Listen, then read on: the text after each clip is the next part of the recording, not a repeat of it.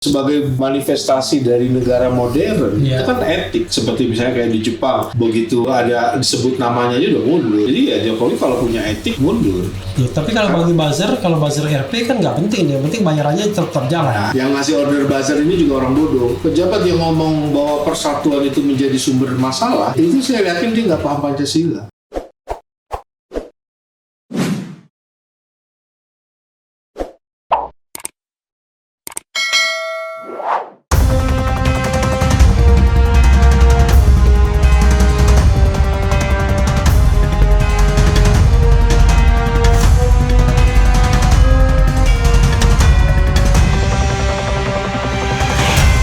Assalamualaikum warahmatullahi wabarakatuh, Sobat RH sekalian. Jumpa lagi di channel yang keren ini, keren cadas ya.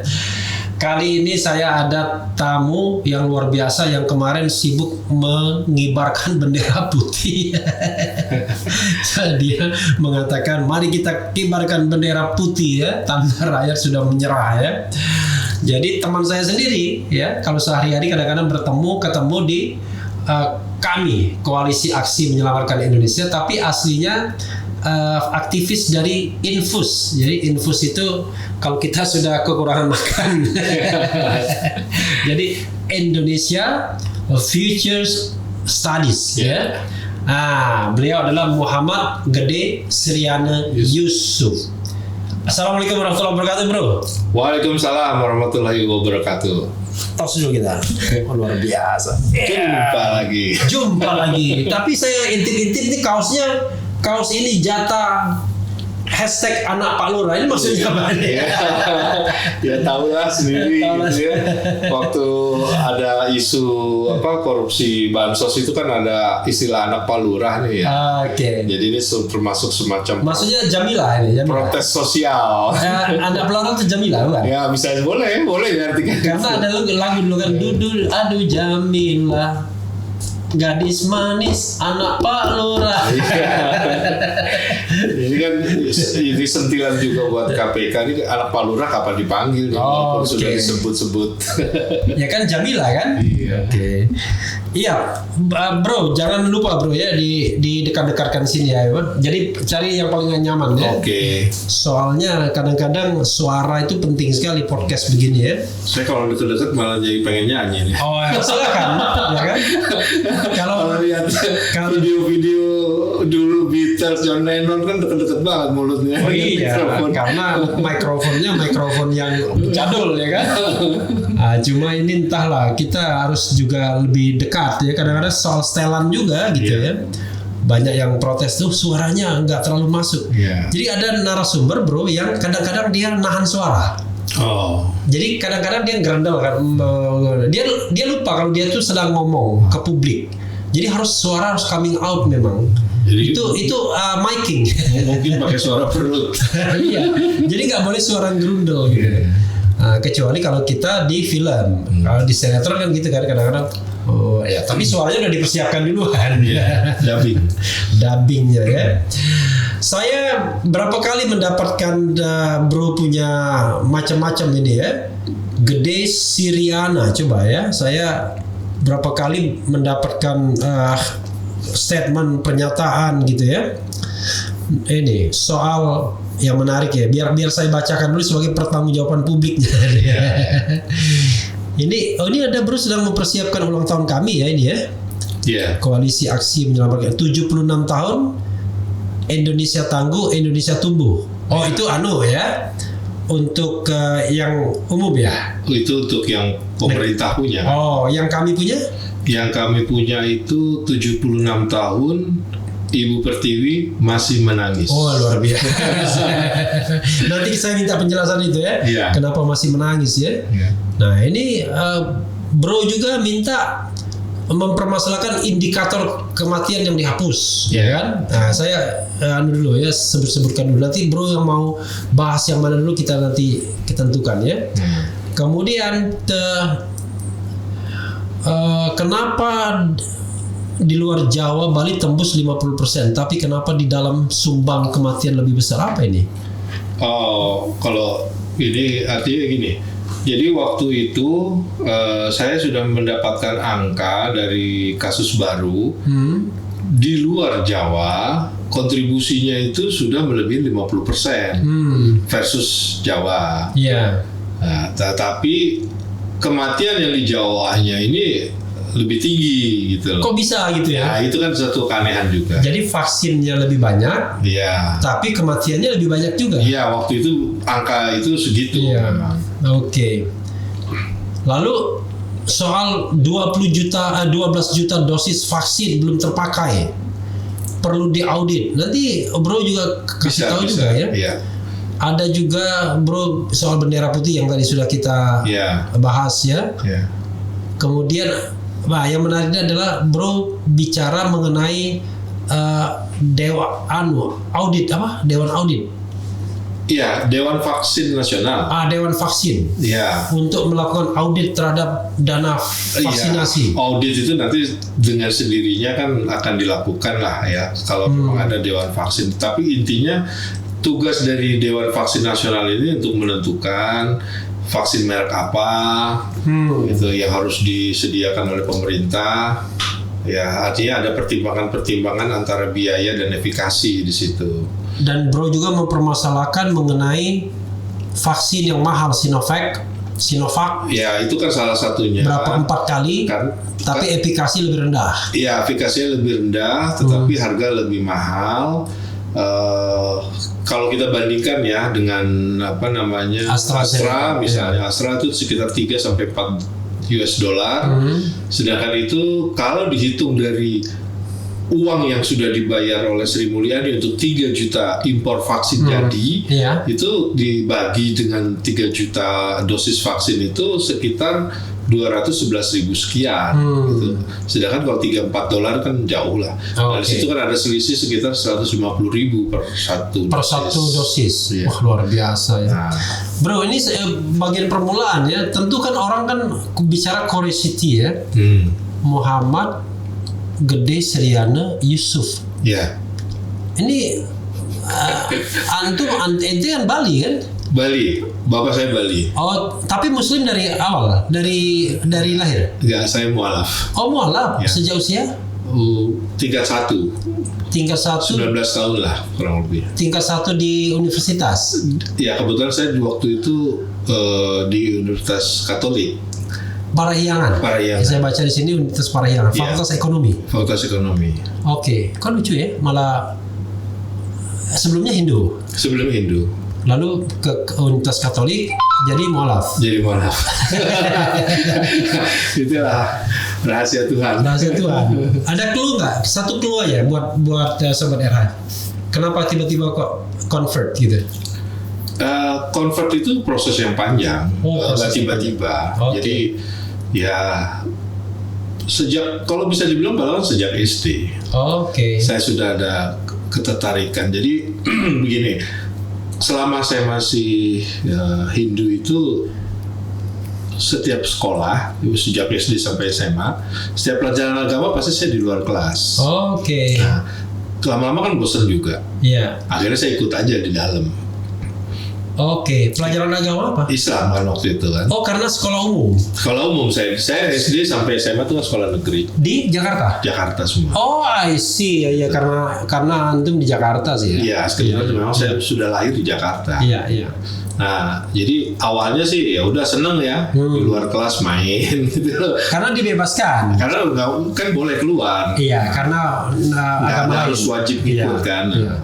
Kalau yang Kristen kan kebetulan dia punya kelas juga. Kelas sendiri, jadi bersamaan. Nah, saya akhirnya sendirian kan, sangat minoritas kan. Jadi ya. Dan tidak disediakan. Dan memang nggak ada karena muridnya cuma satu. Iya. Jadi saya kalau dapat nilai itu saya ngambil dari pura gitu loh, untuk ganti nilainya. Nah, sudah itu lama-lama bosen ya sejak SD itu namanya kita ya udahlah saya gabung aja ikut. Gitu. Oke. Nah di situ malah saya sering dikerjain sama teman-teman yang malas nulis apa Arab gitu ya. Kan bukunya dulu masih tipis tebal tuh. Iya. Nah, tulis ke bawah gitu. Pokoknya sampai penuh satu halaman itu diserahin ke saya. Gitu. Oke. Nah, akhirnya saya suruh nulis. Pokoknya halus kasar Arab ya. Oke. Jadi artinya memang sudah ada. Bahkan saya juga selain mempelajari, justru malah saat itu saya belum mempelajari Islam. Oke. Bahkan di SMP, SMA saya agama lain lagi. Udah saya pelajarin gitu. Ya tapi kalau mau jujur sehari-hari kan bro kan tidak berkecimpung di sana ya. Karena saya pernah ada tamu Dewa ya, Ustadz Dewa Putu Adi, dulu gitaris dia, gitaris salah satu band terkenal. Dewa Bujana. Bukan, Dewa Putu Adi namanya. Dia banyak lagu dia yang ngetop, cuman dibeli putus sama orang, ya kan? Nah, diakui sebagai karya musik itu. Itu dia, tatuan di sini, tapi dia betul-betul setelah convert betul-betul dakwah. Kalau bro kan umum ya, umum ya. Oke, itu cuma intermezzo aja. Soalnya ini saya ada rasa ingin tahunya juga. Karena saya agak ragu-ragu, ini kok namanya Gede Seriana, tapi kok ada Yusufnya. Jadi walaupun kita sering ketemu, kita nggak ngerti nih. Kan kita nggak pernah bertanya agama apa kan? Gitu. Oke, hanya untuk klarifikasi saja. Jadi concern saya lihat ya, concern bro itu di bidang ekonomi dan terakhir banyak vokal ngomong soal COVID-19, terutama soal sepertinya tata kelola per-covidan ya kan, bukan aspek kesehatannya bukan aspek kesehatan, tapi aspek kebijakannya, pengelolaan kebijakannya. Lebih ke artinya kan di sini politik dan pemerintahan saya, karena S2 saya kebetulan S1 ekonomi, S2-nya politik dan pemerintahan lah ya. Oke. Nah, kalau S1 di Parahyangan, S2 di mana? Di IPDN. IPDN, oke. IPDN. Iya, makanya saya lompat-lompat. Tapi sebenarnya saya dulu profesional. Oke. Saya pernah kerja di perbankan. Saya pernah ikut MDP ya, Bank Niaga dulu, ya PP Bank Niaga. Kemudian di perusahaan-perusahaan consumer goods, ya termasuk seperti Indofood, saya pernah. Sekarang lebih banyak jadi aktivis ya? Iya, kembali lagi gitu loh. Termasuk komite eksekutif kami sekarang. Oke, bro, apa yang bro lihat soal governance penanganan COVID ini? Yang bro lihat apa masalah utama sampai bro bilang kita kibarkan bendera putih aja?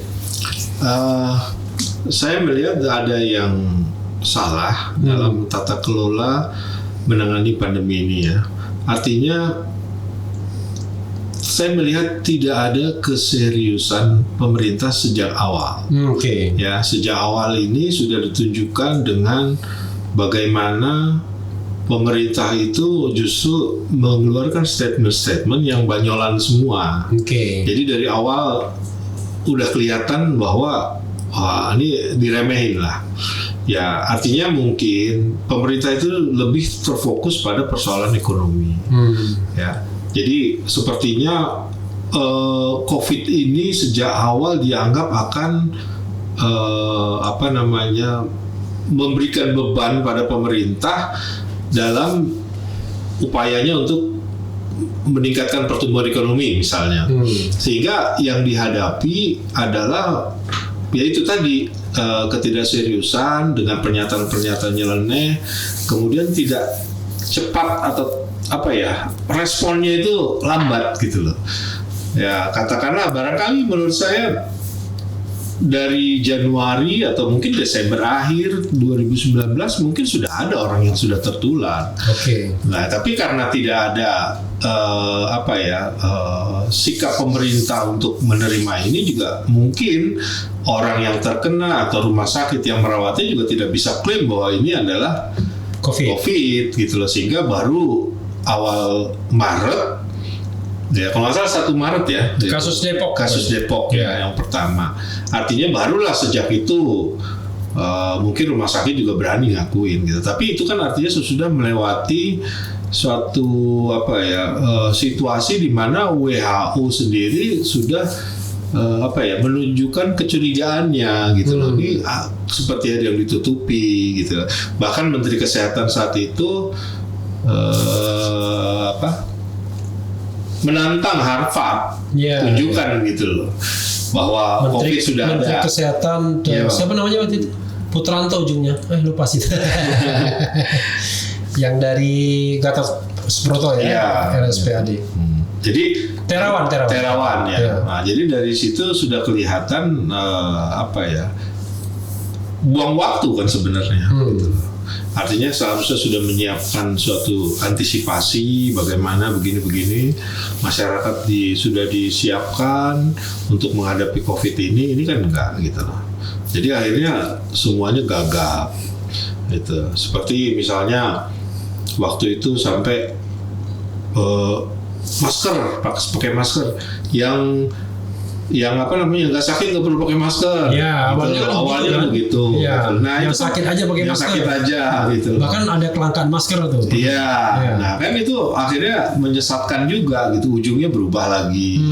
Baru semua harus pakai masker. Terus yang paling fatal waktu itu ketika sudah agak melandai di tahun lalu diperkenalkanlah istilah new normal gitu loh. Nah, jadi sebenarnya new normal itu sudah merupakan bentuk pandemic trap atau jebakan pandemi itu. Jadi sudah bekerja di situ. Artinya masyarakat kan pasti mengartikannya sebagai wah ini kondisi sudah turun, sudah pandeminya sudah hilang ya. Boleh aktivitas tapi hati-hati aja. Sudah dibuka gitu loh. Bahkan pemerintah sudah membuka pariwisata, penerbangan segala macam gitu ya. Artinya di sini sudah ada kesalahan dalam mengelola pengelolaan penanganan pandemi ini gitu. Nah, kemudian berlanjut di tahun sekarang ketika sudah ada varian Delta. Nah, kan seharusnya kan antisipasi yang terjadi adalah menjaga perbatasan.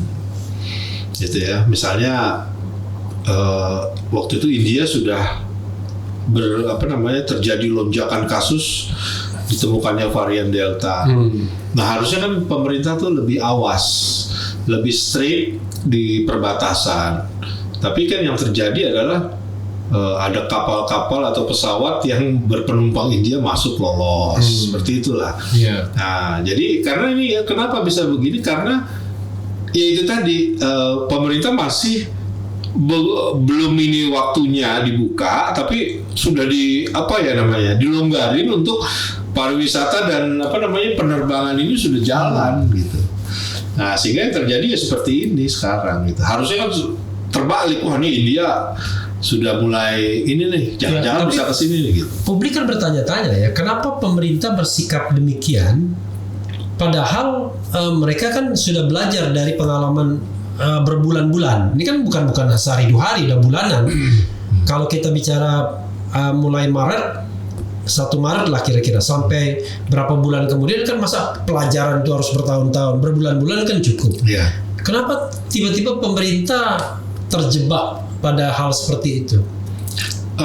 Ya itu tadi, karena saya pikir pemerintah ini tahu bahwa yang menjadi epicentrum atau pusat penularan ini kan sebenarnya terjadi di bidang-bidang usaha yang karakternya itu berkumpul orang banyak, seperti misalnya pariwisata, kemudian penerbangan, hotel, ya. Nah, ini semua kan menjadi penggerak ekonomi. Penggerak ekonomi yang kalau itu bisa kena, itu akan mempengaruhi sektor-sektor lain. Nah, jadi sini ada keengganan pemerintah untuk menutup, gitu loh. Padahal sebenarnya kalau ditutup, dia akan merasa bahwa sektor lain terpengaruh ekonominya. Ya memang begitu, tapi bukan berarti terus ya kita menjadi setengah hati gitu loh untuk menutup. Nah, persoalan keduanya adalah ketika itu harus ditutup, pemerintah tidak punya anggaran yang untuk mengcover semua. Artinya kebutuhan ya, kalau kita mengacu kepada undang-undang kekarantinaan kesehatan, ya, yang menurut saya itu memang dipakai di dalam sebagai dasar hukumnya untuk PSBB maupun PPKM. Tetapi pada faktanya kan tidak semua amanat di undang-undang itu dijalankan. Misalnya kasih makan manusia, apalagi hewan ternak sampai peternaknya kan. Tapi artinya di sini memang pemerintah itu sudah terjebak di satu keinginannya untuk menutup, tapi di satu sisi juga tidak mau memberikan yang menjadi hak daripada masyarakat atau warga negara selama dilarang atau dibatasi mobilitasnya ini. Nah, sehingga yang terjadi ya acak-adul begini gitu loh. Iya, tapi kalau kan Bro kan orang ekonomi ya, paling tidak kan agak paham lah hitung-hitungan ekonomi. Sebenarnya seperti Rizal Ramli mengatakan bisa kok kita lockdown itu, artinya karantina rumah. Dan kalau misalnya harus kasih makan, cukup dia bilang bilang berapa triliun dan lain sebagainya selama seminggu, dua minggu dan lain sebagainya sampai akhir tahun waktu itu. Tapi akhirnya kenapa pemerintah sampai sekarang tidak pernah mau mengambil kebijakan yang drastis seperti itu untuk betul-betul kan kalau misalnya masa pandemi itu 14 hari misalnya kan, dengan lockdown 14 hari itu diharapkan signifikan sekali turunnya kasus ini. Kenapa tidak pernah mau gitu? Iya, memang seharusnya Bang Rizal juga sudah ngitung, saya juga ngitung. Ya. Itu kalau pemerintah katakanlah fokus saja saat itu ya, masih di Pulau Jawa. Ya. Masih di Pulau Jawa itu cukup sekitar mungkin 300 triliun ya. 300 triliun per, artinya begini. Satu orang itu bisa dikasih 50.000 untuk makan sehari. Ya, 50.000. Kalau satu rumah itu 5 orang atau 4 orang itu kan 200.000. Kali 14 hari. Iya. Itu semua dapat dengan katakanlah mungkin berapa persen ya dari penduduk di Jawa. Tapi makanan ini diserahkan atau diberikan bukan hanya sama kelompok miskin, semua makan. Artinya yang mampu pun tetap dikasih karena kan mereka juga tidak boleh keluar. Nah, tetapi yang paling penting lagi juga pemerintah memberikan insentif untuk konsumsi. Artinya begini. Katakanlah misalnya per kepala keluarga, nah ini khusus untuk yang menengah bawahnya aja. Misalnya 5 juta kepala keluarga. Waktu itu di Jawa saya ngitung masih cukup lah untuk 5 juta kepala keluarga kalangan bawah. Itu dikasih 5 juta aja per ini untuk konsumsi kan masih bisa. Per bulan? Ya per bulan. Kasih 5 juta? Kasih 5 juta, itu masih cukup. Anggaran 600 triliun itu udah semua mengcover. Saya sudah pernah buat tulisan itu di RMOL. Jadi ada hitungannya. Itu cukup karena begini. Mereka kehilangan mencari nafkah selama katakanlah 2 atau 3 minggu. Itu kan bukan hanya untuk makan aja. Mereka juga punya kebutuhan lain. Nah, inilah kenapa mereka akhirnya memandang PPKM itu sebagai suatu beban, ya karena tidak ada solusi di situ. Makanannya yang dikirim juga tidak mencukupi, baik dari sisi kalori, kemudian kebutuhan untuk berapa orang di situ dan berapa hari. Sedangkan katakanlah sembako harganya 300.000 lah misalnya, isinya kan cuma kita udah tahu beras, minyak, Indomie, ya mie instan, terus minyak goreng apa segala macam. Gimana cukup untuk 3 minggu? Saya nyebut merek ya, mie instan. nanti protes Indomie. Oke. Nah itu artinya nggak akan cukup dan tidak manusiawi menurut saya gitu loh. Ketika orang otomatis masyarakat pasti ngeyel, ngelawan ini karena tidak dipenuhi. Tapi kalau dipenuhi secara manusiawi, kemudian dikasih lagi belanja uangnya. Dan menurut saya formatnya bisa aja nggak usah ribet-ribet, langsung aja. Misalnya semua warga ini selama PPKM itu didaftar, setiap kepala keluarga rekeningnya mana. tinggal kita punya BUMN, bank BUMN kan ada BRI, udah tinggal didaftar oleh mereka, duitnya transfer. Jadi begitu PPKM-nya selesai, mereka bisa belanja gitu loh dengan uang ini, misalnya 5 juta per bulan kasih untuk 3 bulan ke depan. Jadi mereka kan artinya ada juga yang udah di PHK gitu loh. Jadi nggak usah macam-macam ininya. Jadi jangan misalnya begini, ada yang bantuan prakerja, ada bantuan untuk PHK, itu menurut saya udah nggak perlu. Langsung aja satu. Nantilah kalau kita sudah bebas pandemi baru yang begitu-begitu. Iya, yang sekarang ini kan udah dipukul rata. Artinya pengklasifikasiannya ini orang yang tidak mampu aja udah termasuk. Yang mana itu dikasih. Nah tinggal di UMKM-nya itu diberikan modal produksi, modal kerja, sehingga ini nyambung antara daya beli maupun yang dari sektor produksinya. Jadi intinya adalah, oke, kita lockdown sekarang 2 minggu, 14 hari. Nah, sebelum lockdown, makanan udah dikirim. Iya, gitu. Sebelum lockdown, makanan sudah dideploy ke setiap rumah. Iya. Sehingga mereka bisa untuk makan. Oke. Kalaupun misalnya jatahnya kan tidak semua mereka punya kulkas toh. Iya. Paling tidak nanti ada mekanisme tertentu di mana ada petugas yang memang bisa berkeliaran mendeploy makanan. Kira-kira begitu. Iya. Nah, tapi selain dikasih makan selama lockdown plus hewan ternaknya, tapi ada uang yang ditransfer. Iya, untuk konsumsi. Untuk konsumsi pasca lockdown. Sehingga mereka yang tadinya tidak bekerja, buruh harian yang tergantung itu tetap ada uang. Ya karena mereka sudah kehilangan opportunity kan. Menurut Bro itu kebijakan yang reachable sebenarnya. Bisa. Kita kemarin aja katakanlah utangnya udah berapa untuk ini 600 triliun. Iya. Lebih malah mungkin 1.000 ya kalau nggak salah. Untuk tahun lalu aja ya. Malah untuk sibuk memberikan insentif bagi industri otomotif. Iya, maksud saya karena begini kan basis ekonomi kita karena sejak era reformasi saya lihat itu sudah terjadi demanufakturisasi.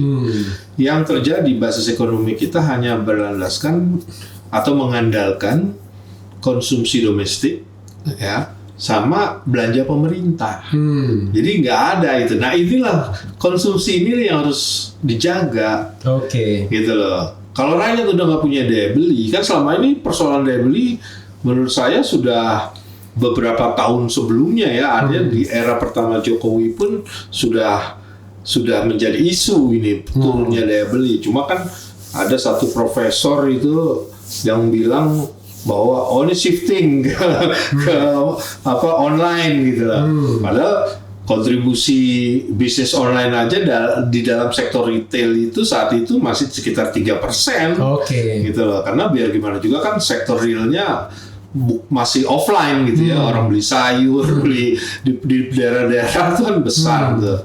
Nah itu kan nggak bisa offline. Nah tapi persoalan daya beli ini kenapa yang artinya yang menyebabkan kenapa pertumbuhan ekonomi kita selalu masih di bawah atau berkutatlah di angka 5%, tidak pernah mencapai meroket 7% gitu loh. Kemarin 7% katanya. Nah, ini juga begitu. Artinya saya melihat gini. Jadi ya ini persoalan struktural. Jadi persoalan keadilan, persoalan pertumbuhan ekonomi gitu ya. Itu kan masih ada persoalan struktural di situ. Nah, jadi seperti misalnya angka pertumbuhan 7%. Apakah pemerintah jujur? Gitu loh. Arti 7% ini buat rakyat bagaimana? Gitu loh. Rakyat memang nggak ngerti. Pemerintah bisa aja, saya mau pakai perbandingannya year on year tahun lalu, bukannya Q1, Q2 di tahun yang sama. Ya.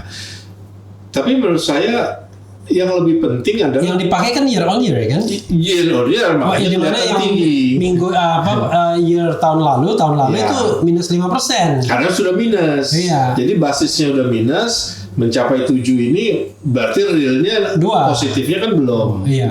Bukan 7 gitu. Iya. Nah, tapi kan bahasa yang disampaikan kan ini mengambil angle yang terbaik buat pemerintah gitu. Itu pun kuartal pertama kan? Q2.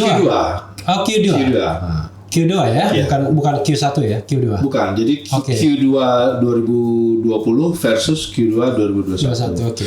Nah, begini maksud saya, kalau masyarakat bawah kan simpel.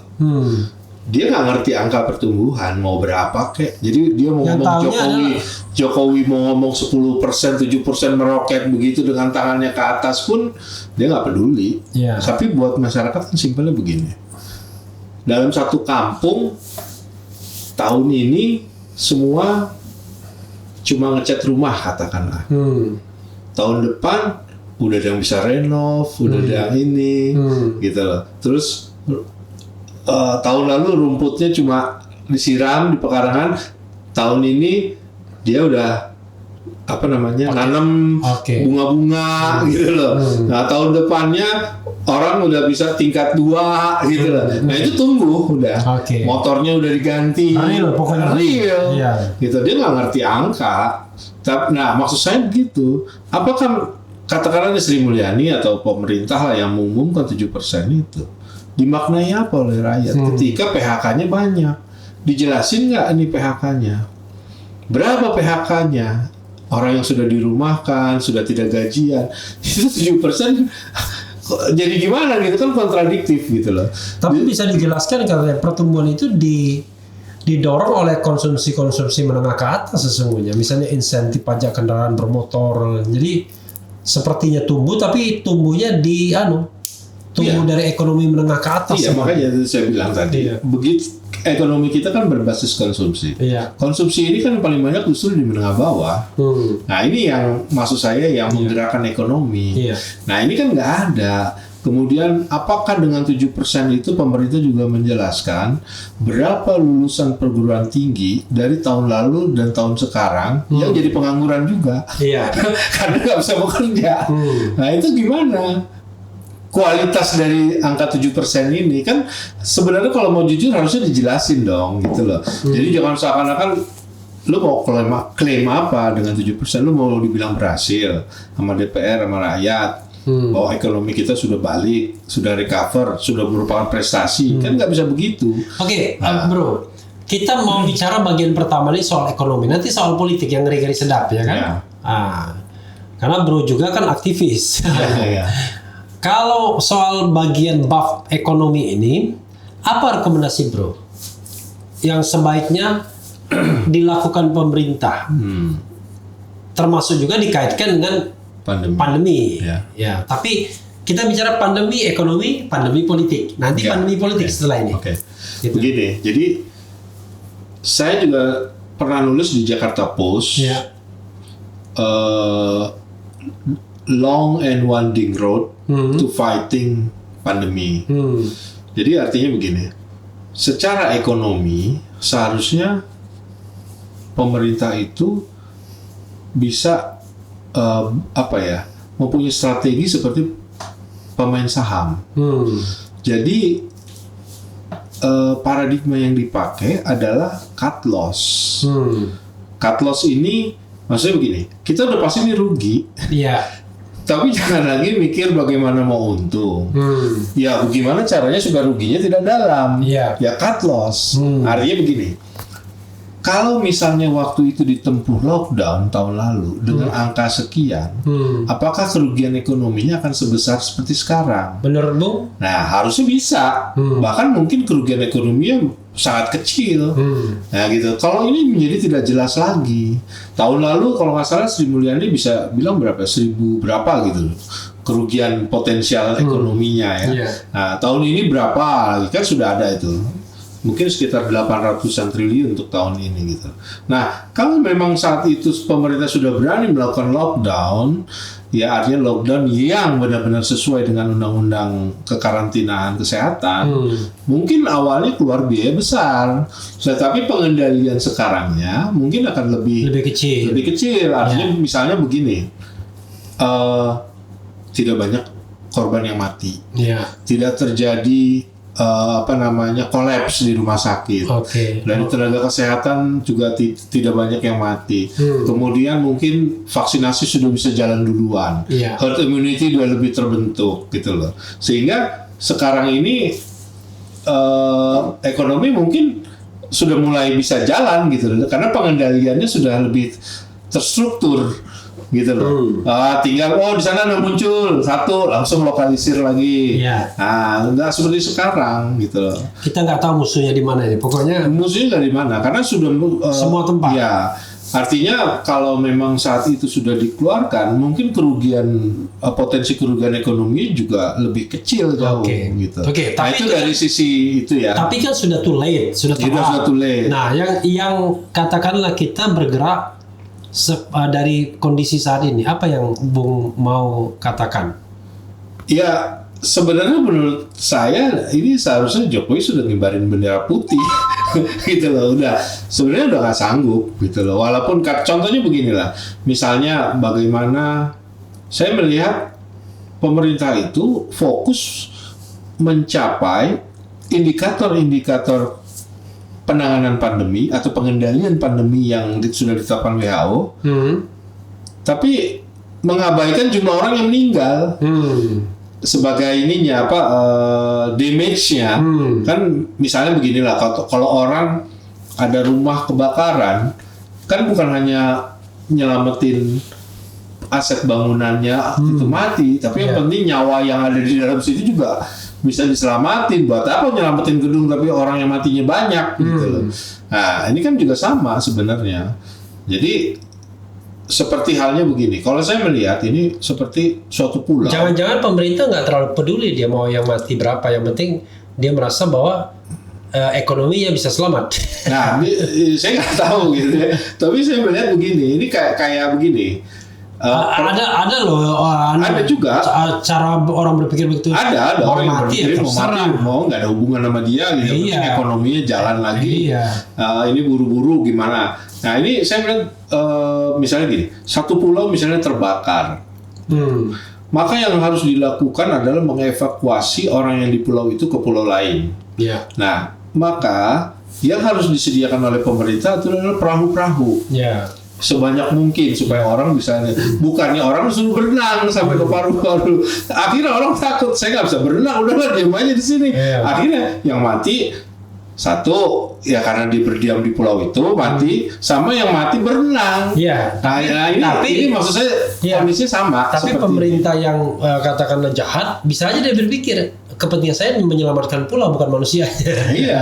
Jadi pulaunya selamat, yang penting manusianya mati, kubur aja. Jadi tetap menurut saya pertimbangannya kan harus humanis juga pemerintah, karena biar bagaimanapun nyawa harus nomor satu. Itu kan ini satu lagi nih, misalnya bor ya, angka bor menurun. Nah, itu kan harusnya lebih didalami. Ini turun ini kenapa? Apakah karena orang yang sembuhnya memang banyak? Ya, apakah karena turunnya karena pasien yang dirawat pada mati semua, gitu loh, karena pelayanannya mungkin nggak bisa maksimal, nah, atau karena orang lebih memilih di rumah karena tidak percaya dengan pelayanan rumah sakit, gitu loh, karena kemarin sempat kolab. Nah, itu loh. Nah, jadi itu pertanyaannya, memang fenomenanya tidak lagi antri di rumah sakit, tapi tidak antrinya kenapa? Nah, itu maksud saya kan itu angka itu nggak bisa. Makanya saya bilang tadi dia cuma pengen dapat angka bornya turun, udah selesai gitu loh. Tapi tidak ada pemahaman untuk bor itu apa? Bed occupancy ratio. Bed occupancy ratio ya. Nah, ketersediaan tempat tidur rumah sakit ini. Walaupun saya sempat lihat bahwa Gubernur Anies memang data saya valid lah, katakanlah gitu loh. Ya mungkin dia mencoba untuk membedakan dengan kecurigaan orang lah gitu ya, di mana yang pemda-pemda lain dilaporkan bednya turun, apakah benar nggak gitu. Karena ini harus jelas, misalnya begini, ketika rasio kematian itu hampir sama dengan rasio penurunan di bornya ini kan orang tanya, ini turunnya karena mati atau karena sembuh? Ya, saya kok jadi senyum. Mertua saya kena COVID, masih COVID, belum hasil PCR-nya belum negatif. Ya. Sudah suruh pulang. Ya itu makanya. Jadi kan ada bagaimana dalam tanda kutip ada upaya untuk segera keluar dari rumah sakit lah, katakanlah begitu. Iya, tadi untuk menuruni angka bor, rasio ini ke tempat tidur di rumah sakit gitu loh. Jadi mungkin ya itu tadi kan itu pemerintah itu ini bukan soal kritik. Kalau menurut saya ini justru dibutuhin pemerintah juga supaya bagaimana dia bisa memahami situasi yang sebenarnya. Kalau dia sendiri udah bermain-main dengan data, menutupi fakta, ya kan nanti dia sendiri yang akan. Iya, biasanya kan pemerintah yang mau main-main menutupi fakta itu nggak percaya diri biasanya. Iya.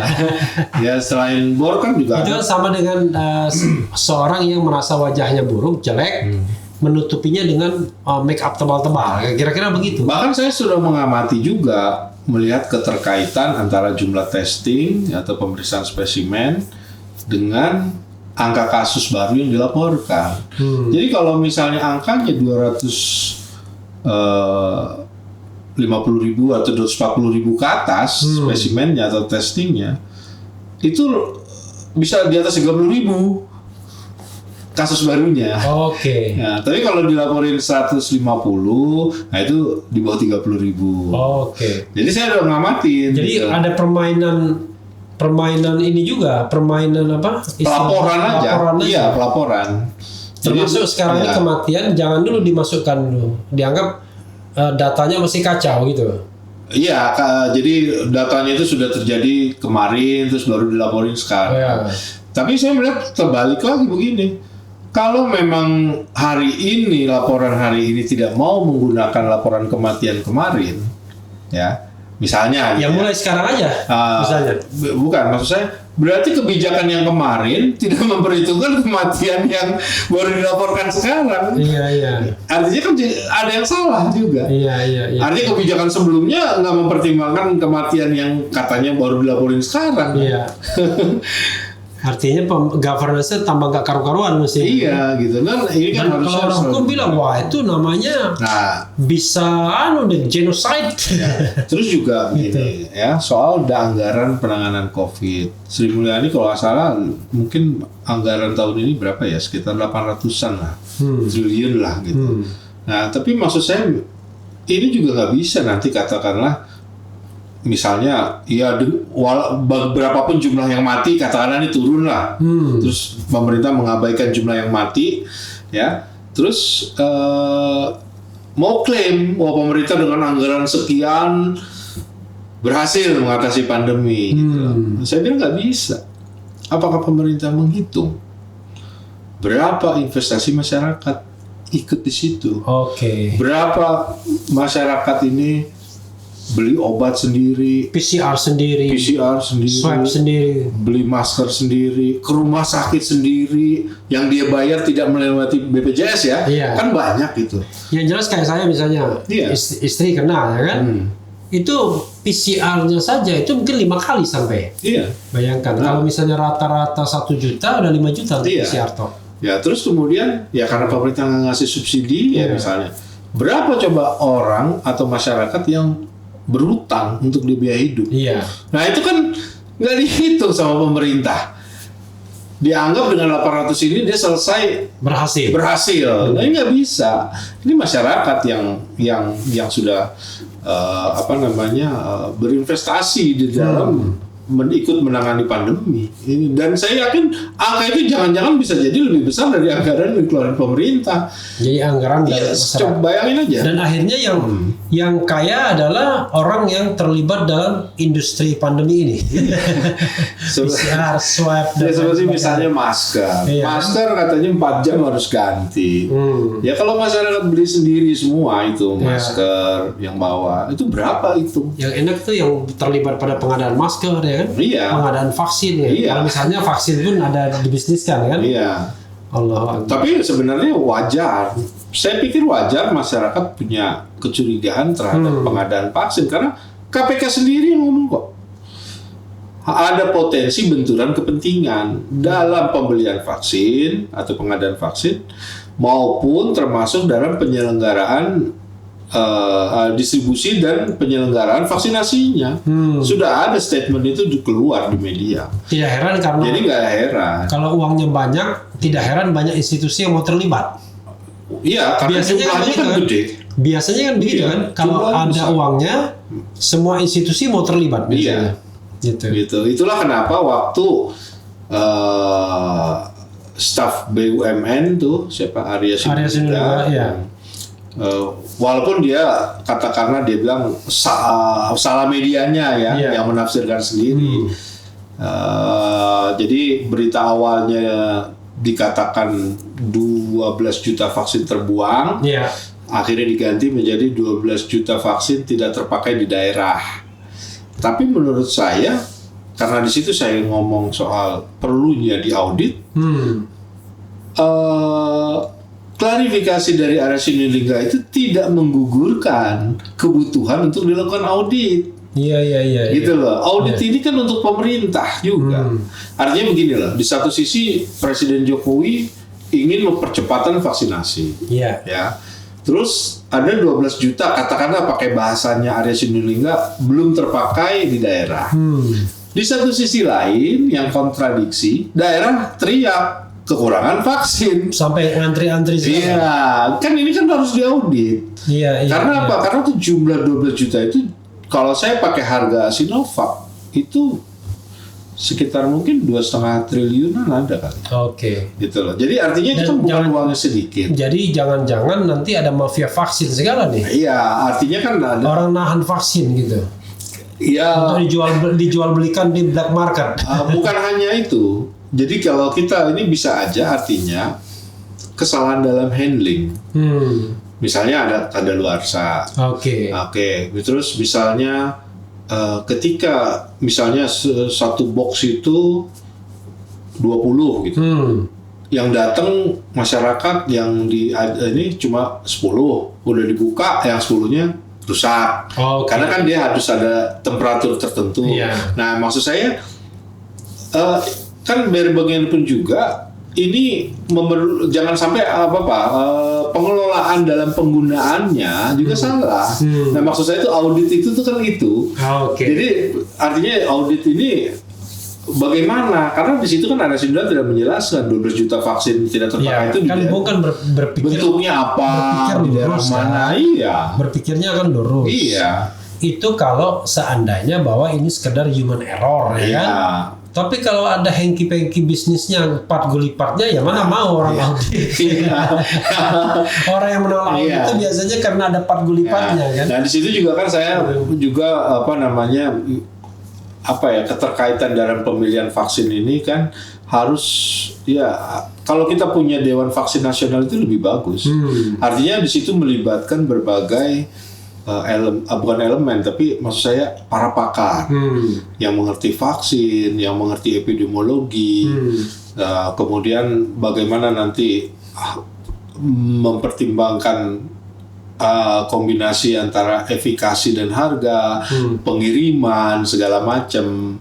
Nah ini kan artinya perlulah menurut saya, karena jumlah uang yang ada di situ tuh nggak sedikit. Contohnya begini, dulu orang pemerintah nggak bisa diserahkan pada pemerintah saja, instead of membuat dewan vaksin atau diserahkan pada pengawasan DPR gitu. Iya, artinya Dewan Vaksin ini kan bisa aja terdiri dari pemerintah, juga gitu loh. Misalnya dari Satgas, interkementerian, mungkin KPK juga bukan KPK dari DPR bisa masuk di situ, epidemiolog yang independen gitu loh. Sehingga ini kan bisa diluruskan gitu, sehingga tidak berkembang spekulasi juga yang menjadi kontroversi. Misalnya begini, awalnya aja kita tidak pernah tahu ada namanya booster. Taunya 1 kali vaksin, 2 kali vaksin, 3 kali vaksin bahkan. saya nggak tahu kalau 3 kali, tapi yang saya tahu terakhir tahu ada booster. Iya. Nah, artinya kan ada kebutuhan lagi. Pemerintah harus menyediakan anggaran lagi yang lebih besar. Nah, kita juga nggak tahu apakah booster ini cuma sekali. Iya, Tiba-tiba nanti berkembang lagi. Karena kan apapun yang sudah didapat hari ini kan masih development sebenarnya. Artinya untuk mencapai vaksin yang established itu kan perlu waktu. Tapi menarik ya, ketika kita bicara vaksin ini masih development, masih uji coba, tapi kok ada kewajiban? Nah itu, saya nggak tahu ini secara pasti. Mungkin Mas Refli juga bisa cek, apakah di Undang-Undang Kekarantinaan Nasional ada kewajiban untuk vaksin? Rasanya belum. Jadi saya harus cek lagi ya. Iya. Tapi kan dia tidak sebut seperti itu. Tidak mungkin ada kewajiban seperti itu di undang-undang. Iya. Karena begini, di undang-undang di karantinaan kesehatan itu sebenarnya kan yang dia bayangkan itu pandemi di satu tempat. Misalnya pandeminya itu katakanlah di cuma 1-2 rumah di daerah Kebonjeruk, langsung di karantina, ya kan? Karantina rumah, atau di rumah sakit, karantina rumah sakit, atau di wilayah tertentu. Nah, pembuat undang-undang pasti nggak membayangkan tuh pandeminya itu ternyata seluruh Indonesia begini. Jadi yang dikarantina itu terbalik malah. Kalau dulu yang dikarantina yang terkena pandemi, kalau ini enggak, yang dikarantina adalah daerah yang belum kena pandemi. Kalau sekarang ini kan dibalik kan. Mana sih daerah yang belum kena pandemi di Indonesia ini dan dikarantina biar dia nggak tertular.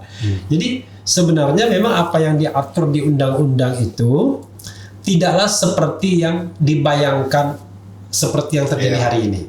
Karena itulah saya katakan dari awal, harusnya pemerintah bikin perpu. Jadi perpu itulah yang akan mewadahi kondisi hari ini. Tidak sayang sekali. Kosongan hukum. Iya, sayang sekali perpu yang dibuat malah perpu di bidang ekonomi, bukan di bidang penanganan pandemi gitu. Iya. Oke. Ya, itu ya. Tapi tadi ada satu pernyataan yang menarik. Kalau misalnya tadi kan flashback, seandainya pemerintah begini lockdown dan lain sebagainya. Tapi sudahlah, kita nggak usah bicara kemarin, lewat. Nah sekarang hari ini dan ke depan, Bung tadi ada satu, wah kalau sekarang pemerintah nggak kuat lagi, harusnya mengibarkan bendera putih, itu maksudnya apa?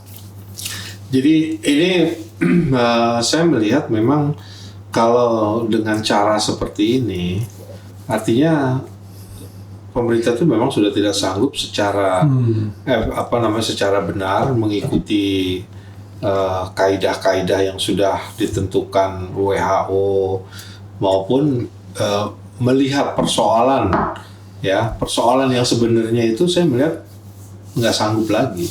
Jadi tidak punya helikopter view untuk melihat persoalan pandemi ini seperti apa dan dampaknya bagi ekonomi rakyat ini juga seperti apa.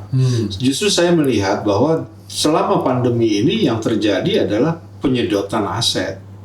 Aset dari rakyat menengah bawah, yang terutama yang bawah, ini tersedot ke yang atas. Gitu lah. Misalnya begini, mereka kan nggak punya penghasilan, yang ada mereka jual rumah. Jual motor, jual mobil, utang sana, utang sini. Nah itu kan harus ada yang nerimanya siapa? Siapa yang punya duit? Siapa yang bisa membeli murah dalam saat ini? Nah saya ngeliat ke situ. Jadi saya yakin ini kesenjangan ekonominya makin melebar selama pandemi ini. Gitu. Karena yang di bawah udah nggak punya apa-apa.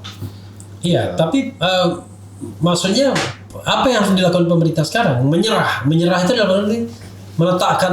Artinya begini. Lempar handuk. Intinya kan begini. Daya tahan rakyat menghadapi pandemi, menghadapi PPKM itu amat bergantung dengan kemampuan pemerintah. Nah, ketika daya tahan rakyat sudah nggak ada lagi, udah jebol, kan artinya ini mungkin ada suatu perlawanan, gitu loh. Jadi kalau misalnya Jokowi ini tidak mau mengangkat bendera putih, saya melihat bahwa masyarakat juga akan melawan. Misalnya begini ya, kalau kita perhatikan ada gerakan atau inisiatif dari warga bantu warga selama pandemi. Iya. Ada yang menyediakan rumah untuk isoman, menyediakan dengan fasilitas oksigen dan lain-lain. Ada yang ngasih sembako, Kan makanan. bagus itu. Oke, di satu sisi memang benar, tapi menurut saya itu adalah suatu Sindiran.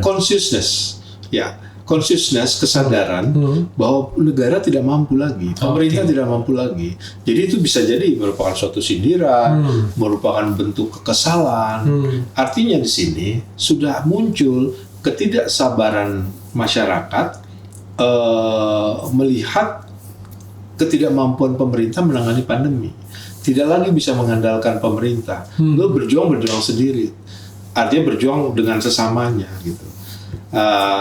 Masih bisa bantu, masih bisa ngutang. Ya, jadi aja. bendera putih pemerintah itu maksudnya apa? Iya, bendera pemerintah itu kan artinya ya udah kalau lo nggak sanggup, ya lo mundur aja. Oke, Gitu. jelas dong dari tadi mundur. Oke. Mundur aja, ngakuin gitu loh. Minimal ngakuin dulu. Oke. Karena begini, ini kan artinya begini. Kekuasaan itu kan bukan hanya bisa dengan moral, harus ada etosnya, etiknya. Kalau moral itu kan misalnya begini ya, himbauan atau seruan dari ulama misalnya, itu cuma moral. Tapi kalau etiknya ya sebagai manifestasi dari negara modern, itu kan etik. Seperti misalnya kayak di Jepang, begitu ada disebut namanya aja udah mundur. Nah, itu etiknya. Nah, maksud saya gitu loh. Jadi ya Jokowi kalau punya etik mundur.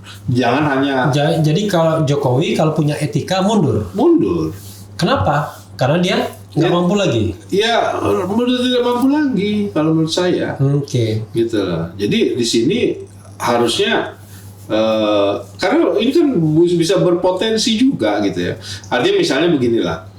Nih kita terakhir baca statement Megawati soal komando. Oke. Mungkin baca ya. Oke. Artinya komando dipegang sendiri nih. Ini kita sudah bergerak dari ekonomi ke politiknya nih langsung. Komando. Ya. Nah, komando. Jangan kasih orang lain dong, pegang sendiri. Nah, tapi kalau kita lihat itu kapan Ibu Mega ngomong? Orang nggak ada yang tahu. Tapi saya lihat di situ, itu ketika kematian yang dilaporkan melebihi 100.000. Jadi saya merasa Megawati punya batas psikologisnya. Angka psikologis kematian itu 100.000. Gitu, begitu dia ngomong. Belum, dan saat sebelumnya kalau nggak salah juga ada omongan dari tulisan ya. Bang Yusril soal genosida itu. Nah itu kan bukan tulisan, dari diskusi. Oke. Artinya di situ ketika mencapai semua tuh batas psikologis yang mati itu udah melampaui 100.000. Nah jadi muncullah gitu kekhawatiran ini. Karena itu juga kan artinya begini, menjadi perhatian internasional gitu loh, bahwa Indonesia ini ternyata dianggap tidak bisa bekerja sama dalam upaya internasional untuk menyelesaikan pandemi ini. Ya buktinya kan banyak negara lain yang sudah evakuasi itu kan merupakan bentuk-bentuk gitu loh, bahwa kita dianggap tidak bisa ini. Gitu. Yang jelas kata-kata Bung Karno terjadi ya, suatu saat akan ditakutin kita. Betul-betul ditakutin. Tapi Bung ya, soal Megawati tadi orang mengatakan itu sih bukan karena soal prihatin, tapi kan soal persaingan politik aja. Presiden Jokowi terlalu percaya kepada Luhut Binsar Panjaitan. Ya, memang kita tidak bisa mengabaikan bahwa memang ada power struggle lah di elit ya. Tapi menurut saya pernyataan itu terlepas dari sisi politisnya. Pernyataan Megawati itu benar, artinya bahwa sebenarnya kalau menurut saya malah itu sama aja ngomong Ya udah lu kalau lu nggak sanggup, kibarin bendera putih, jangan kasih orang. Oke. Karena lu yang presiden. Iya. Kalau lu kasih orang itu namanya apa ya?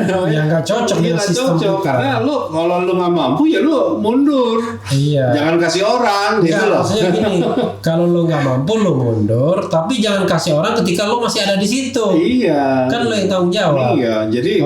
Nah, jadi saya bacanya sih seperti itu. Walaupun Luhut mengatakan, loh siapa bilang panglimanya tetap? Iya. Kami ini panglima lapangan, panglima daerahnya. Kan? Tapi begini gitu. Ya, terlepas dari itu saya melihat juga dari sisi politiknya juga, ketika rakyat sedang menderita, rakyat terluka, kemudian banyak pihak-pihak yang mengambil keuntungan, gitu ya. Katakanlah misalnya dari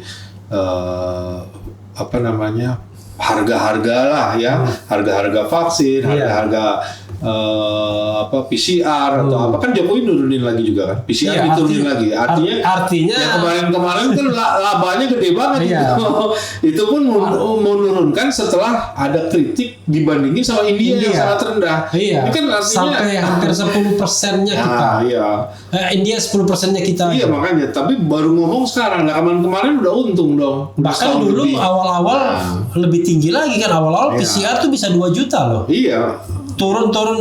Sekarang ibaratnya di bawah 1 juta. Berarti kemarin tuh gila banget untungnya. Gila banget untungnya. Nah itu kan udah lewat gitu loh. Nah artinya begini, ketika situasi ini rakyat sedang menderita, rakyat nggak berdaya, akhirnya rakyat berupaya sendiri gitu ya. Di satu sisi dalam pandemi ini saya melihat yang boro-boro negara mengajari rakyat untuk survival. Nggak ada. Misalnya begini, udah cepat kita menghadapi pandemi ini ke depan nih. Kita nggak tahu nih ekonomi ke depan. Apakah dunia ekonomi benar-benar akan recover atau akan begini terus? Ya kita masih nggak tahu. Who knows? Nah, tapi kan minimal pemerintah lu tanam apa deh? Kita suatu saat nih nanti nggak bisa mengandalkan impor makanan. Nah ini nggak diajarin. Tanam singkong, ini tanam apa sukun, ini tanam apa, buat kita harus siap-siap nih menghadapi dunia yang tidak jelas. Apalagi Sri Mulyani udah mau ikut terpengaruh dengan pidatonya Biden soal climate change. Nah itu kan artinya suatu gambaran. Nah ini kan harusnya pemerintah ngajarin itu. Yang terjadi adalah justru baru-baru melakukan itu mereka malah terjadi perang spanduk, perang baliho, perang survei, dan juga dalam kondisi dan juga cari keuntungan ini untuk persiapan 2024. Ya itu, semua ngomong begitu. Iya. Jadi buzzer juga sama, semua ngomongnya begitu. Jadi perang survei, perang baliho, ya. Perang buzzer. Kepentingan rakyatnya sendiri, emang nasibnya nggak dipikirin udah, gitu. Kan, atau kalau misalnya para buzzer mengatakan awas bahaya Taliban, kadrun, kelompok kanan. Jadi bukan merefer masalah sesungguhnya soal ekonomi rakyat yang sudah menjerit, tapi justru membangkitkan hal-hal yang sebenarnya nggak penting saat ini. Iya, artinya sudah kontraproduktif lah buzzer ini. Artinya ya memang dari dulu memang nggak pernah produktif. Buzzer itu selalu menjadi kontraproduktif. Nah artinya begini, sebenarnya saya yakin lah masyarakat itu sudah nggak nganggap buzzer. Artinya tekanan publik kepada pemerintah dalam menangani itu menunjukkan bahwa buzzer itu sudah tidak ada. Sudah jebol, udah nggak bisa mempengaruhi masyarakat. Ya, tapi kalau bagi kalau buzzer RP kan nggak penting, yang penting bayarannya tetap jalan. Nah, berarti kan di sana juga ada yang bodoh. Yang ngasih order juga bodoh. Iya. Yang ngasih order buzzer ini juga orang bodoh. Gitu. Iya, karena perhatikan ya.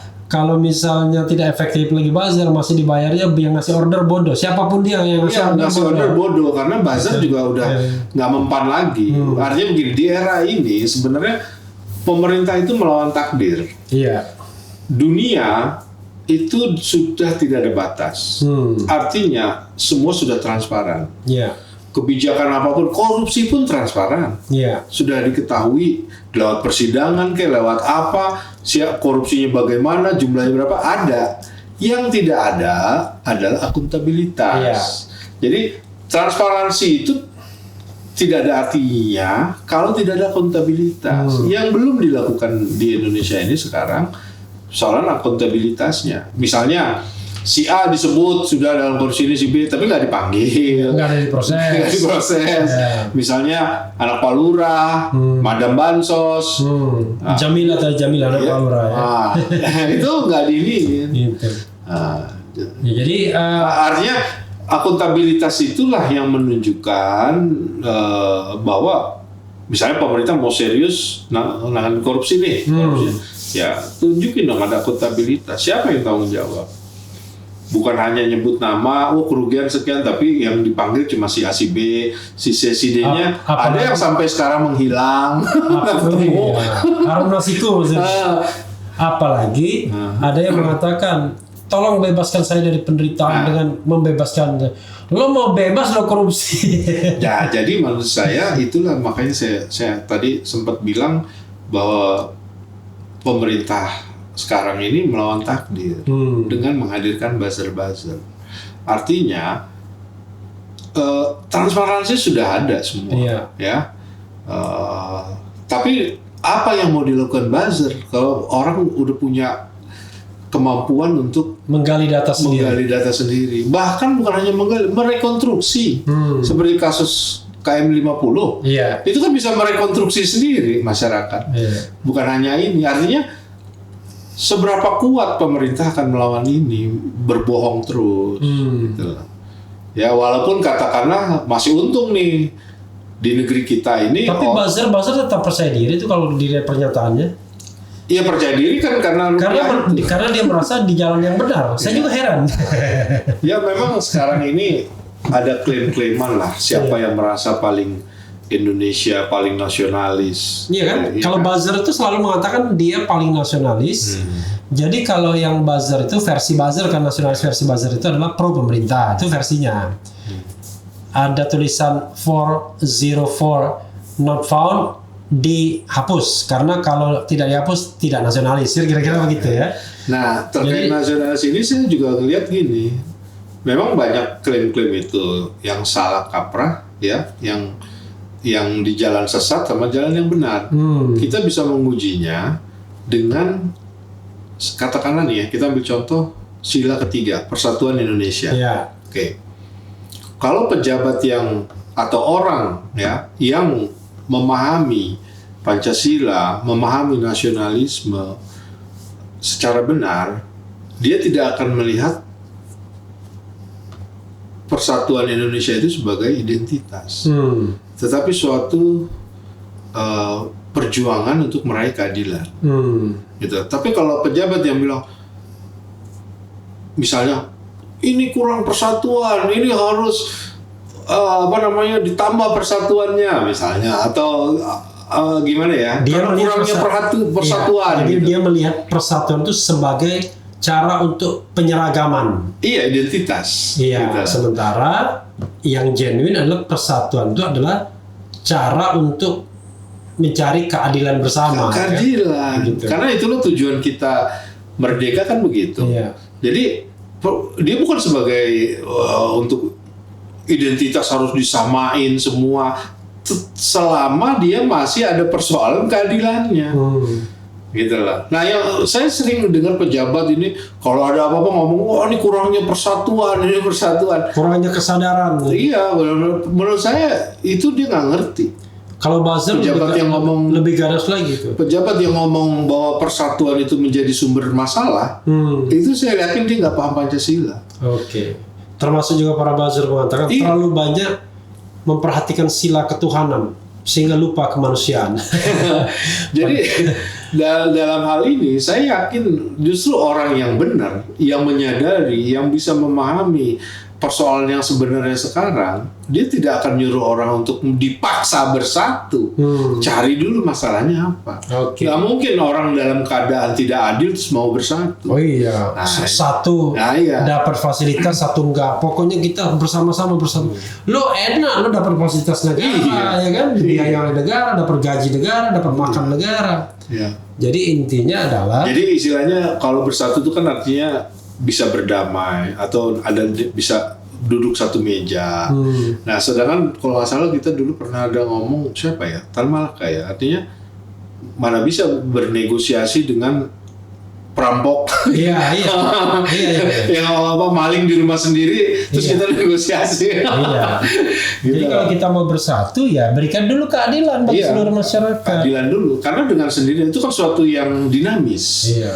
Persatuan kayak seperti dulu kenapa Indonesia orang tua kita, kakek nenek kita itu memutuskan bersatu membentuk negara Indonesia ya karena mereka merasa itu tidak adil. Iya. Nah, jadi ini untuk memperjuangkan keadilan itu mereka bersatu. Nah, tapi bersatunya sama-sama orang yang diperlakukan tidak adil. Tidak adil. Bukan bersatu dengan kaum penjajah. Dengan orang yang ngerampok sendiri kekayaan negeri ini gitu. Jadi dengan koruptor nggak mungkin kita bersatu. Gitu. Nggak mungkin. Adanya koruptor dihukum, ya kan? Lalu uang yang dikorupsi ditarik kembali, diberikan kepada masyarakat. Oke, Bung Suryana ya. Anda kalau dipanggil Suryana gede atau Siriana aja. Siriana ya? Siriana. Bukan Siriana ya? Ya, tapi ada juga yang manggil Bang De, temen. Ya? Kalau buat sahabat, karena saya lama di Betawi ya gedenya itu jadi Bang De aja. Oh, Bang De aja. Itu gede itu apa ya? Gede itu kelas kastanya apa? Oh enggak, itu enggak pakai ini. Istilahnya apa ya? Saya juga kurang paham ya, tapi itu sih paling bawah ya kayaknya. Ya artinya yang biasa lah, orang biasa lah, ketiga. Kasta Waisya ya. Gede, jadi kan bukan Brahmana, bukan ksatria, ya. Tapi ordinary people ya. Ordinary people. Oke. Kelas pedagang itu. Ya, kelas. Gitu. Jadi tapi SD tadi di Jakarta. SD Jakarta. SD mana? SD saya ini SD negeri yang menurut saya minus. SD negeri Impres. Oke, SD Impres di? SD Impres di Tanjung Duren. Tanjung Duren. Ya, SD 09. 09. SD sekarang udah nggak ada. Oh, nggak ada lagi. Karena dilebur dengan SD negeri yang bukan Impres. Jadi, oke. Jadi waktu itu ada SD 01. Jadi minta legalisir ijazahnya? Ya ke situ mau nggak mau. Oh, yang digabung itu. Yang digabung. Kan pernah nyalon dulu, Bung. Ya nggak nyalon itu karena kebetulan aja terpaksa nemenin teman. Tapi saya bukan aktivis partai. Oke, tapi nyalon dari partai mana dulu? Dulu Hanura. Dari Hanura. Oke. Jadi waktu itu karena ada teman ya udah nyalonin aja tanpa bayar ya. Iya udah. Oke. Tapi saya di situ memang tidak serius. Jadi memang tujuan saya itu cuma ingin mengetahui bagaimana sih sebenarnya masyarakat kita. Jadi memang masyarakat kita ini tahun 2019 saja ya? Iya. Enggak, bukan 2019 dong.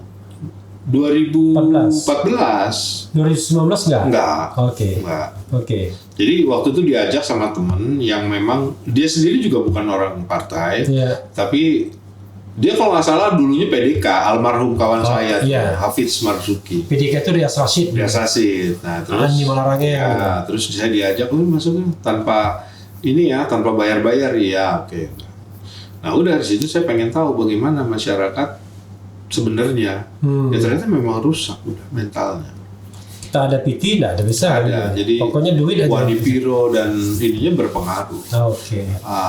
Apapun yang kita lakukan, katakanlah sosialisasi nih ya. Harus ada duitnya. Di terakhirnya tetap harus ada duit lagi. Okay. Bahkan saya melihat di situ, mengamati juga calon-calon yang incumbent gitu ya di situ. Saya nggak bisa sebutin dapilnya. Ya masuknya tuh tinggal katakanlah 2 bulan atau 3 bulan terakhir aja. Iya, yang penting duit banyak. Spanduk banyak sudah. Dibom dah. Iya. Gitu.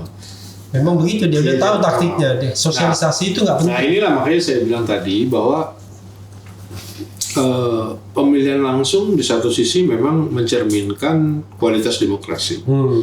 Bahkan semakin mendekat ke bawah ke rakyat. Ya, bukan hanya di Pilpres misalnya, makin ke bawah ya makin bagus sebenarnya. Iya. Tetapi kita nggak boleh lupa bahwa kualitas demokrasi ini juga ditentukan dari civil society-nya.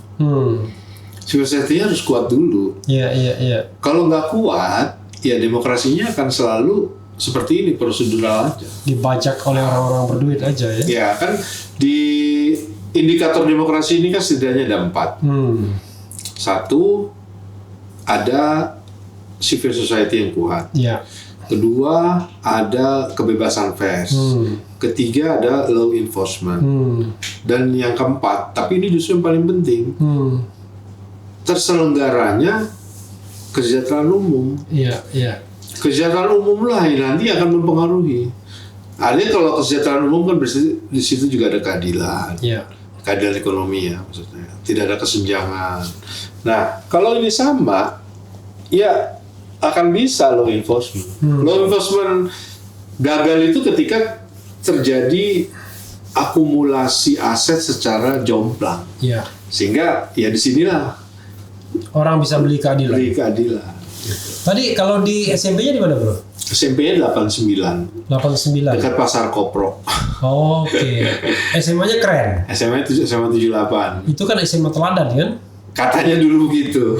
Dan Dulu namanya SMBP 35. Oh, Tempat syutingnya apa ya? Gali dan Ratna kalau nggak salah.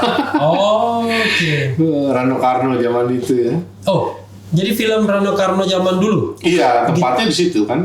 Kita Cinta dari SMA ya. Iya, Kita Cinta dari SMA. Ah, iya. Tapi bukannya SMA 6 Kita Cinta dari SMA. Saya lupa. Pokoknya pernah dipakai juga kok syuting. Oke, zaman mungkin. itu. Ya, mungkin juga Puspa Indah. Puspa Indah ya, aku nggak tahu versi yang mana, nggak nonton juga. Soalnya kelanjutannya kan Puspa Indah Taman Hati ya. Karena Gitu. belum nonton. Ada lagunya juga. Puspa Indah di Taman Hati, putri yang mulia. Itu ibu kita Kartini. Nah, jadi kuliahnya di Unpar. Kuliah di Unpar. Lalu S2. S2-nya IPDN. Sekarang S3 di S3 ini baru masuk ya, baru lulus seleksi di Unpad ambil politik. Oh, kuliah jarak jauh atau nanti on the spot? Kan dia by riset ya, dokter. Oh, oke, dokter by riset. Oh ya, I see. Politik ya? Politik. Oke. Politik tapi politik artinya gini, aspek politik dari suatu kebijakan publik. Iya, tapi departemennya politik, ilmu politik, fisik politik. Okay. Tapi bukan administrasi kebijakannya. Karena saya bukan mengevaluasi kebijakannya, tapi proses politik, relasi politik bisnis dalam suatu kebijakan. Gitu. Jadi itu nggak bisa dibedakan bisnis dan politik ya? Iya. Sebenarnya itu sangat tipis ya menurut saya dengan ekonomi politik, dengan politik. Ya udahlah, pokoknya artinya itu buat bekal saya sebagai pengamat politik, pemerintahan dan kebijakan publik. Nah, dalam hal ini juga kan saya, karena kebetulan saya di S2-nya di PDN, saya juga melihat bagaimana otonomi daerah dalam konteks pandemi ini tidak berperan. Acak adul lah.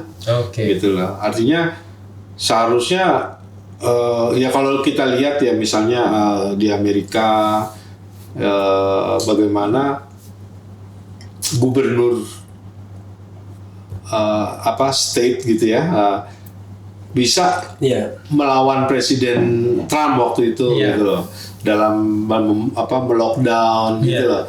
Nah, kita kan sebenarnya juga sudah ada ya sebelum Lebaran kemarin itu bulan puasa loh, 3 gubernur sebelum PPKM keluar loh. Nah, itu Jawa Barat, DKI, sama Banten mau melakukan katakanlah lockdown lah ya, bahasa itunya mungkin PSBB ketat atau apa, waktu itu belum PPKM belum keluar. Tapi kemudian ditolak dan keluarnya PPKM gitu. Ya artinya seharusnya kan ini, karena ujung tombaknya dalam penanganan COVID ini seharusnya Pemda yang lebih ini ya, pemerintah daerah ini dalam konteks biasanya kita. Pemdanya mau melakukan itu biasanya kalau gubernurnya tidak berbisnis. Tapi kalau gubernurnya berbisnis atau menterinya punya bisnis, biasanya dia mikir-mikir mau lockdown, mau menghentikan kegiatan ekonomi. Iya, yang terjadi kan sekarang Menteri Keuangan Sri Mulyani malah narik anggaran kan ke pusat untuk penanganan COVID, ditarik lagi. gitu loh. Artinya kan menurut saya jadi gak bener gitu loh. Ininya tidak ada peran lah yang signifikan dari Pemda ini. Ya saya nggak tahu apakah ini karena ya itu tadi pengaruh dari partai politik. Oke. Gitu loh. Jadi sekarang pun semua kebijakan tuh harus mikir dulu gitu loh. Misalnya, oh ini untungin siapa gitu. Iya. Ada persaingan politik. Persaingan politiknya ini. Gitu. Jadi seperti Rizal Ramli ngomong bahwa pusat takut Anies yang menonjol misalnya kalau dia diberikan kesempatan untuk membuat kebijakan yang membuat DKI moncer. Iya gitu. Begitu juga di daerah lain gitu.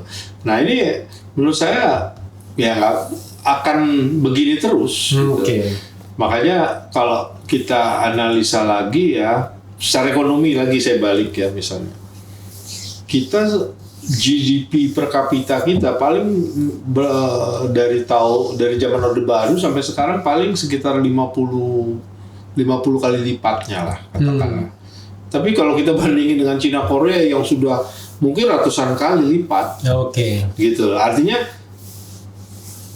menunjukkan bahwa pengelolaan ekonomi kita ini memang sampai hari ini tidak benar. Dan itu tidak hanya pemerintahan Jokowi, tapi juga pemerintahan sebelumnya. Jadi ya lebih parah lagi ya di era reformasi, di mana terjadi demanufakturasi ya, sehingga kita ekspornya selalu minus kan. Gitu. Kita hanya mengandalkan itu tadi karena kita nggak punya barang yang bisa dijual, ya kita mengandalkan konsumsi domestik, sama belanja pemerintah. Tapi artinya di sini kita tetap menjadi negara konsumsi, karena kita nggak punya sesuatu yang bisa dijual, gitu. Nah itu dari situ ke depan. Terus kedua misalnya gini, dalam investasi pun efektivitas kita juga menurut saya masih rendah. Direct investment per kapita, foreign investment per kapitanya kita kalah sama Vietnam. Jadi direct investment itu menurut saya juga harus dibuat per kapita, gitu. Artinya karena itu nanti berhubungan dengan pendapatan per kapita, jadi per orangnya. Ya, negara besar seperti kita dengan sumber daya alam yang banyak, direct investmentnya mungkin secara absolut lebih tinggi dari Vietnam, tapi dengan jumlah penduduknya, iya. Padahal karena gini, kalau dibagi jumlah penduduk, itu nggak ada apa-apanya. Nggak ada apa-apanya, kalah sama Vietnam aja. Sedangkan begitu kita mau naikin GDP per kapita, itu kan berarti kan semua potensi yang untuk bisa menaikkan itu, katakanlah investasi, foreign investment ini juga harus dibuat per kapita gitu loh, supaya kelihatan ininya, dampaknya gitu. Makanya kenapa pertumbuhan kita ini juga tidak berkembang banyak ya. Selama periode Jokowi berkuasa tidak pernah ada ya lebih dari 5% ya pertumbuhan ekonominya. Padahal janjinya meroket 7% ya. Tapi yang orang mungkin tidak banyak paham, angka itu mencerminkan elastisitas pertumbuhan itu per 1% pertumbuhan itu terhadap penyerapan tenaga kerja. Artinya begini, ketika pertumbuhan 5% dengan 7%, elastisitas 1% pertumbuhan dapat menyerap tenaga kerjanya juga bisa berbeda. Mungkin 1% di angka 7% mungkin bisa, katakanlah bisa 500.000. Tapi 1% dengan pada saat pertumbuhan 5% mungkin hanya bisa 100.000. Gitu loh. Jadi bayangkan kalau hasilnya dalam waktu 5 tahun pertumbuhan ini gitu, kalau 5% aja misalnya cuma 100.000 misalnya, 100.000 kali 5 berarti cuma 500.000 kan? Gitu. Selama setahun 500.000, apakah jumlah lulusan kita setiap tahun itu tercukupi dengan 500.000 kerja baru? Tapi kalau misalnya 7% mungkin ya, dengan 1%-nya bisa menghasilkan kerja baru itu 300 atau 500.000. kali 7 udah berapa? 3 juta sekian. Gitu. Karena ada efek ininya kan, duplikasinya. Gitu. Nah ini artinya dengan 7% aja kita belum ideal sebenarnya, harus 8% ke atas. Dengan jumlah penduduk yang banyak, artinya ini persoalan ini akan berlanjut terus. Sebelum padahal pertumbuhan 7% itu ibaratnya udah paling minim, baru draw kita. Baru draw posisinya. Iya, untuk supaya kita bisa melakukan lompatan. Belum lompat. Iya. Bisa, artinya kita udah pemanasan. Iya, udah start untuk siap-siap melompat lah. Baru jalan di tempat. Iya, kalau ini kan kita masih merangkak. Gitu. Jadi maksud saya, dengan melihat kondisi-kondisi ini sekian puluh tahun ya sejak era reformasi, ini udah satu kesimpulan saya adalah tidak bisa lagi kita kalau pakai perumpamaan ya, menulis halaman baru. Udah nggak bisa lagi. Tapi kita harus ganti bukunya. Ganti buku udah. Ganti buku itu bukan hanya ganti pemimpin, tapi ganti apa? Ganti buku semua, ganti strukturnya. Artinya misalnya begini. Bukan lagi reformasi, tapi revolusi. Begini, kalau kita nggak ganti buku, rule and order-nya masih yang sama. Hanya ganti presiden doang. Ya, jadi ganti buku itu apa? Revolusi. Ganti buku ya bisa macam-macam. Pokoknya perombakan struktural. Pokoknya kita ganti ininya, oligarki dan ininya. Ya, pokoknya perubahan struktural.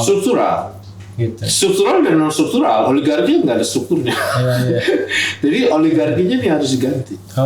Kalau cuma lembaran baru, oligarki bisa nawarin presiden baru. Oligarki diganti berarti oligarkinya muncul yang baru nanti. Ya, ditumpas. Artinya beginilah. Misalnya begini, ini dalam ekonomi. Pasal 33 setelah amandemen di ayat 5 itu kan menjanjikan adanya undang-undang. Sampai hari ini nggak ada. Bahwa perekonomian Indonesia ini akan diatur dengan undang-undang. Sampai hari ini nggak ada.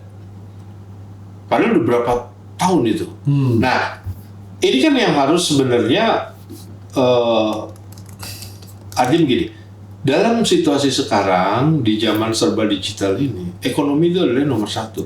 Politik itu akan ngikutin di situ. Gitu. Ketika ekonominya sudah berjalan benar gitu ya. Nah kita nggak punya ideologinya ekonomi ini maunya seperti apa. Kalau kita pengen ngomong pasar, mana trickle down? Ini ya ayat 5 ya, ketentuan lebih lanjut mengenai pelaksanaan pasar ini diatur dalam undang-undang. Iya, nggak ada kan? Gitu. Ada nggak undang-undang perekonomian nasional? Nggak ada. Nah artinya ya begini aja terus. Karena kita tidak punya ideologi ekonomi itu seperti apa. Padahal misalnya begini, saya termasuk orang yang sangat berharap koperasi itu bisa menjadi korporasi. Karena itu selain amanat dari konstitusi, Bung Hatta juga ngomongin, terus kemudian ekonom-ekonom sebelumnya ya seperti Profesor Sarbini, Profesor Mubiarto dengan nama ekonomi kerakyatan lah, whatever lah. Tapi intinya adalah di situ koperasi itu bisa menjadi korporasi sebenarnya kalau memang ada political will. Ya. Sebenarnya kita punya kesempatan untuk membesarkan itu, tapi pemerintah yang berkuasa saat itu tidak mewujudkan itu. Ya, misalnya contoh terakhir lah, misalnya pada saat terjadi gonjang-ganjing BLBI lah, misalnya. Berapa perusahaan-perusahaan yang di buyback dengan tingkat berapa? Paling sekitar 25%. Pemilik lamanya beli lagi. Kenapa nggak itu dikasih koperasi? Sudah disehatkan, di buyback dengan harga yang murah. Harga murah. Padahal itu kenapa nggak dikasih koperasi? Padahal utangnya banyak waktu itu. Iya. Maksud saya kalau memang pemerintah mau menjadikan koperasi ini sebagai sokoguru, ya berarti jadikanlah koperasi menjadi korporasi. Gitu loh. Karena saya sangat yakin kalau ini dijadi, ekonomi itu akan lebih adil. Kenapa? Misalnya begini. Saya punya konsep namanya koperasi pembangunan mandiri. Ya, saya punya konsep itu loh. Jadi begini, koperasi ini berperan besar dalam pembangunan di daerah juga maupun ini, terutama di daerah. Misalnya gini, di suatu daerah, suatu kabupaten lah katakanlah, di situ ada anggaran untuk bangun jembatan, bangun sekolah. Nah, katakanlah kontraktornya dari BUMN lah, untuk ngerjain itu misalnya. Jadi punya kewajiban untuk katakanlah 40% modalnya menggunakan dana koperasi lokal setempat. Sehingga rakyat itu ikut menikmati profitnya. Nah, kalau misalnya itu dilakukan oleh BUMN yang ada di Jakarta, ya rakyat cuma menikmati fisiknya, profitnya nggak dinikmati. Nah, keuntungan lain dengan partisipasi penyertaan modal koperasi lokal ini juga rakyat merasa memiliki bahwa terhadap proyek-proyek itu, gitulah.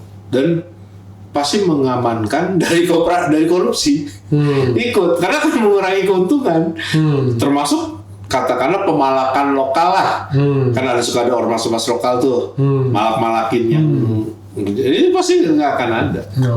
Nah, akumulasi ini kedepannya bisa menciptakan bahwa koperasi di daerah itu, ya, artinya koperasi ini yang memang berdasarkan domisili ya, itu bisa bangun sekolah sendiri, rumah sakit sendiri, tanpa tergantung oleh ekonomi yang dikuasai perorangan. Itulah maksud saya. Nah, jadi saya merasa memang nggak ada ininya. Koperasi kan begini, misalnya kalau dibuat per domisili, dia one man one vote. Dari sumbangan wajibnya semua sama, mau yang kaya mau yang miskin. 1% one vote. Ya. Ya, one ini ya. 1%. Kalau one man nanti one marah. 1% one vote. One guy one vote. Nah, tapi untuk return usaha dia boleh melebihi. Yang misalnya per lembar dikasih harga berapa untuk sumbangan sukarelanya. Nah, yang itu boleh.